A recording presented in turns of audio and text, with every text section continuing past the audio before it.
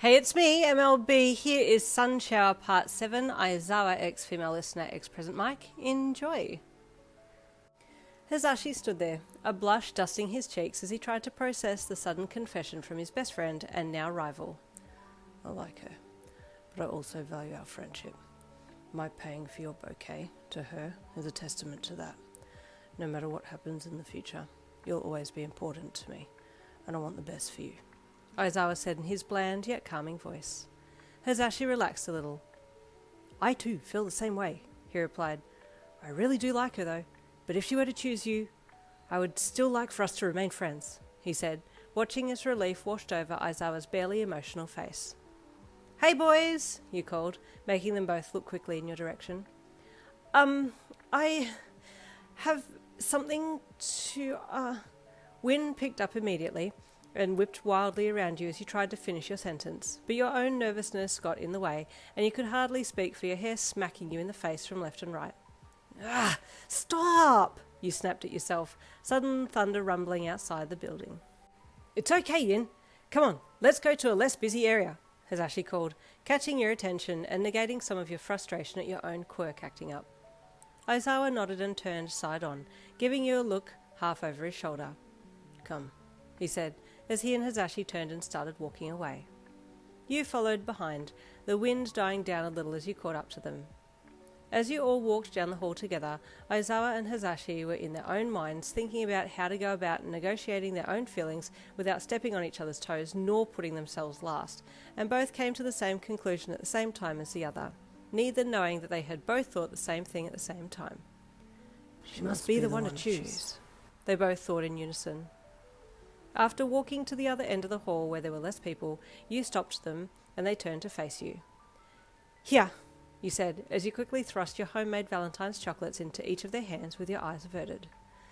There were no names on the bouquet, but, were they from you guys? You asked, looking at the floor and holding your breath, the temperature in the building rising slightly. Yes, Aizawa said. One is from me, and the other's from Hizashi. Oh, you said with a hidden smile at the ground. Thank you, both of you. They're amazing. I made these chocolates for you both because you're both amazing guys, and I'm a really lucky girl. But before anything else could be said, the bell rang and you looked up and overhead at the speaker. Oh, okay. Good timing, actually. Off we go to next class. And with that, you turned and bolted down the hallway. Your sudden departure left both boys a little stunned, but they too were trying to figure out what to do next, so it took the pressure off a little. And oddly, nothing more had been said after that. You had thought about that Valentine's Day often, but had never wanted to bring it up with the boys in case it brought everything to a head.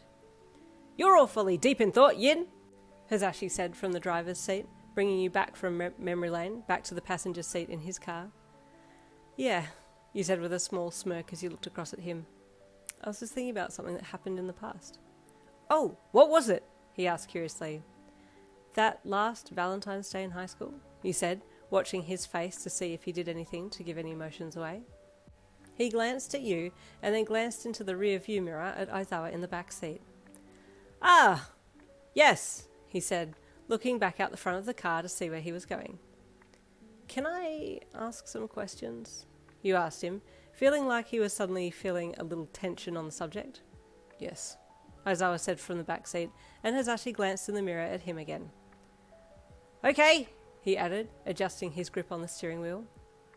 What was the go there? You asked, watching Hizashi closely to see if you could spot any signs of nervousness or anything that would give him away. He remained silent, staring straight ahead, so Aizawa spoke up. What is it that you want to know, Yin? He asked pointedly, matching your energy. You both bought me flowers, right? You asked. Yes, Aizawa replied. There's a little more to it, but yes, Hizashi said, still not looking at you. I had intended to buy you flowers, but then couldn't make the full payment. I later found out that Aizawa had kindly paid for the rest of the bouquet. I had left my purchase too late and was running the risk of losing my order altogether. Aizawa saved me, he said honestly. Well, aren't you the gentleman? You said with a sly look at Aizawa. Best friends have each other's backs no matter what, Aizawa stated. So, did you both like me back then? You asked again, the alcohol in your system clearly giving you some liquid courage. Yes, Hizashi said quickly. Yes, Aizawa said afterwards. Oh, you replied, wondering if you should ask the next question, but you were momentarily distracted by Hizashi putting his indicator on and pulling into the empty school grounds. A snow cloud had been following the car and continued to drizzle snow down around the vehicle, and it had soft snow underfoot as you got out, leaving footprints as the three of you walked to the front door of the school. Wait, can we try my key? You asked, stopping both boys as Hizashi went to pull his set of keys from his pockets. Sure, he said, putting his keys away and turning to you. And if it works, that's not a good thing. It means that they haven't changed the locks in, 10 years? You said, trying to do the maths. I'm sure they would have changed them by now, Hizashi said. Maybe not, Aizawa replied. You headed around the side of the school to the music room door and pulled your key from your pocket and presented it to the lock, watching as the key slid effortlessly into the groove of the door jab and it clicked open. Oh, you're kidding, you laughed. That's terrible. Shouta, you need to make mention of this to security. So it appears, he said, quickly grabbing the key from you before you put it back in your pocket. We can't have any half-tipsy thieves getting in here. Hey, I'm not a thief. I'm part of the school furniture, you joked. Where's our old classroom? I swear my name is still carved into my desk. You led the way down the dimly lit halls while Hizashi got his phone out and followed behind with Aizawa, his phone in hand and flashlight on to lead the way. You knew the school halls like the back of your hand and found your Year 12 classroom very easily, sliding the door open and walking in. Wow, you said softly. This brings back memories. It does, Hizashi said as he shone his torch around.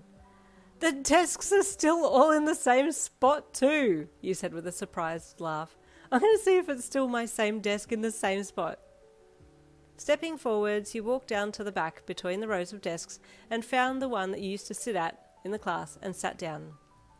Aizawa had followed after you, and so had Hizashi, both sitting in their seats that they used to sit in as well, either side of you. You smiled at each of them as they sat down and then looked down at your desk.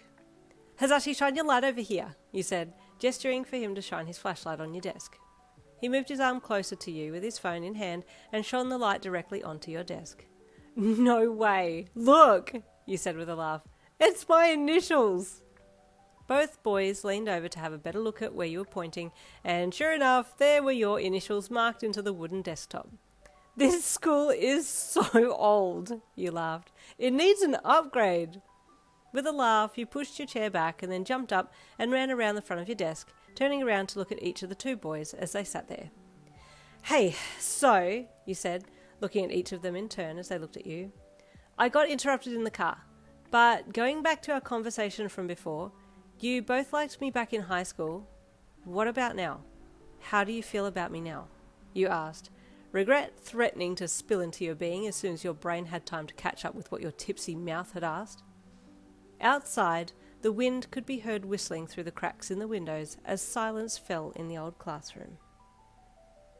Ooh, it's starting to come to a head, guys. Stay tuned for next week. I think it's going to ramp up a little bit in these last few chapters. I'll see you then.